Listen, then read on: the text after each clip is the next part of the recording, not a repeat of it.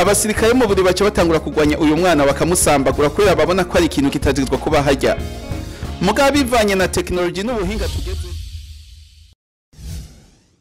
Ndabaramutsa abashinga ntahe bapfasoni namwe gwaruka mukurikirana ibi biganiro vya T.K.T twige kandi twigishanye. Uno munsi nkaba ngiye kuganira ku buzima bw'abamama bibungenze. Ngiye gutangura cyane ibintu by'ingenzi umumama yibungenze yo kwitwararika cyane. Ubwa mbere nuko yoza arajya indyo yuzuye kuko ifasha we igafasha n'umwana yibungenze. Nukuvuga harimo ibiribwa byose ibibumba umubiri nsanganyangaburo n'ibitanga ingufu byose akabisukiranya. Ikindi nashaka gushimikirako nuko iyo umumama yibungenze ari byiza yuko azaraja ku marandevu ama appointment kwa muganga. Kuko twasanze nk'abamama benshi bava mu gihugu iwacu bavuga ati je sinshaka ayo marandevu y'agasaki burindwi buri kwezi biki nibiki kandi nkeneye kubaho. Mugabo ntuburi wenyene buba namagara yawe akaba namagara yiwe wibungenze. Nico gituma ari byiza gukwirikiza impanuro za muganga, kuko iyo ugiye kwa muganga wibungenze hari ibintu bimwe utamenya ushobora kumenyeraho. Nk'akarorero, hariho incanco bahereza umumama yibungenze zikamufasha zigafasha n'umwana yibungenze. Ico ni kimwe. Kandi iyo ugiye kwa muganga bivanye n'ibibazo akubagije ukishura, hariho ibintu bimwe ushobora gusanga ufise ibibazo muga utomenya akanabigufasha. Ikindi murazi yuko bahora bagira ecography nukuraba umwana ari ndani mu nda mu mashusho. Hari igihe bashobora gusanga umwana ari muri position mbi adahagaze neza, canke ugasanga amazi amukikuje ntakwiye. Ico gihe barashobora no kumubona nimba ari kimuga, nimba hari ikintu kitameze neza bakabibona bakanamufasha. Mugo utagiye kwa muganga wibungenze ibyo byose ntushobora kubimenya. Ikindi kintu cy'ingenzi nuko ugiye kwa muganga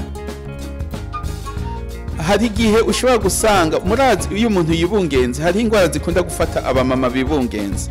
Ndatanga nk'akarero, hariho nk'aba umuvuduko w'amaraso uduga mu gihe bibungenze. Mu gihe utagiye kwa muganga bagira icyo bagira baguha imiti bagufashe, bishobora kuguhitana ubuzima bwawe bukagenda n'ubw'umwana bukagenda.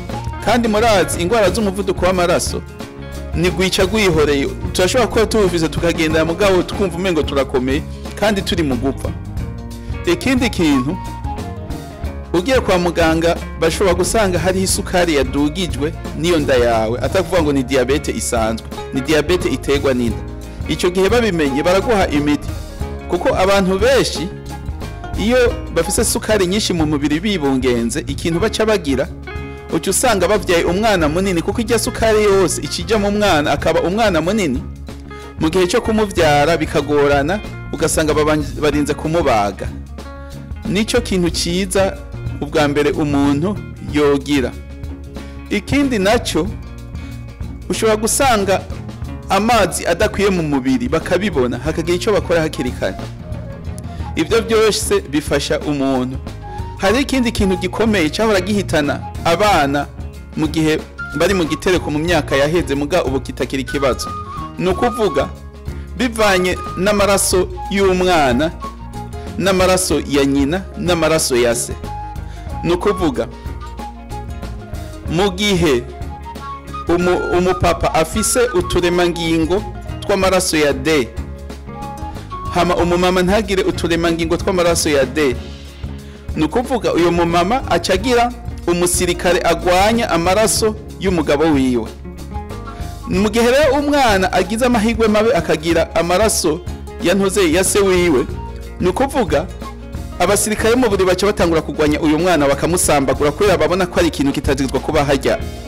Mugabo bivanye na technology n'ubuhinga tugezemwo hariho urushinge rumwe bita rogam, bararumutera rukanetraliza rukanesha wa musirikare kugira ntazokonona umwana. Urumva abana benshi bapfuye mu myaka yaheze benshi bazira ico kukutamenya kwa abavyeyi kandi no kutamenya ko ubuhinga bwa none, kuko uwo musirikare yama yisha abana bakiri mu nda abavyeyi bakavyara wapfuye. Urumva rero urindiriye ntugende kwa muganga kwisuzumisha ntibagutera urwo rushinge bita rogame gwica uwo musirikare mu gihe wo mufise urumva ntuzovyara nico gituma ari byiza ntuzorindira ngo nzogenda heza amezi 8 ngo nzogenda heza amezi 7 muri ayo mezi 7 na 8 urazi kizoba kiriko kiraba indani oya ntukizi gishobora kutaba ciza hanyuma ikindi hariho ukundi kuntu nyene kuvyara bivanye nuko umubiri umeze urashobora kuvyara neza canke ukavyara bakubaza cyane cyane ngomba ngaruke kuri bamwe twavuga ibyo gutandukanya imbyaro byo gutandukanya imbyaro mu gihe usamye inda imwe n'undi mwana atarakwiza umwaka nukuba ubusamye inda zegeranye mu gihe umwana waheruka kuvyara bakubaze umubiri ntuburakira neza nukurikira ni ngombwa ko bakubaga kugira ntiwishire mu bibazo hanyuma ikindi turazi iwacu yuko twivyarira gutyo nyene atana kimwe mugangaha baraguhitishamwe ati none ushaka tugufasha uvyara utababaye ati cyangwa ushaka uvyare nyene bisanzwe nyene nka kujya wahora uvyara kuva kera urumva umuntu niwe yihitiramwe ntibagusunikiramwe ikintu nukuvuga urahitamo gushaka kuvyara atana kimwe baguhaye canke ugahitamo ko bagufasha ku muti iyo miti batanga iri ubwoko butatu bashaka kuguha ibinini bisanzwe cye bakaguha umuti wo muri serum canke bakagutera umuti wo mu giti cy'umugongo bita epiduro nukuvuga uguha ikinya ukavyara utababaye urumva aho niwe wihitiramwe ntawe uguhitiramo bivanye nuko uvyumva hanyuma hari gihe bishika bagashaka kukongereza amaraso kubera ubuzima bwawe buba buri mu kangaratera ngaha muri Amerika mu gihe uvuze ko bakongereza amaraso mu gihe bizoba vyanse uzo buri mu bibazo bikomeye barayakongeza mugabo vyanse ntayo bakongereza kuko barubahiza icyo umuntu avuze urumva niwe uzohitamwe nimba uzokwemera gupfa canke ntupfa icyo uzosinyira nico bazokugirira ngaha muri Amerika kiretse utavyumvise ugasinya utubyutumvise murakoze nkaba nikebanuye nkaba ndi Ferdinand niki kiganiro T.K.T twige kandi twigishanye nkuko nemeye kuzokwama ndabagira ku nama murakoze